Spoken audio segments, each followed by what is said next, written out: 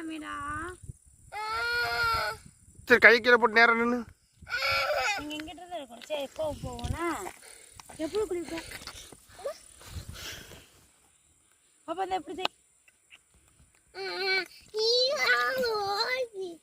ஓடி பிடிச்சா எப்படி ஓடணும்?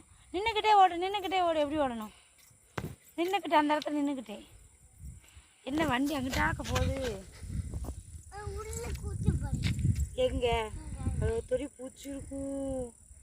பூச்சி எப்படி பாப்பா வரும்?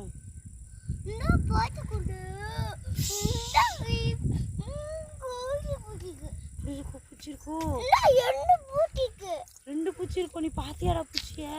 அம்மா தாண்டா பாக்கல. நீ பாத்தியோ? கையை நேரம் வச்சு நின்று கையை அப்ப எப்படி வை? இருக்கு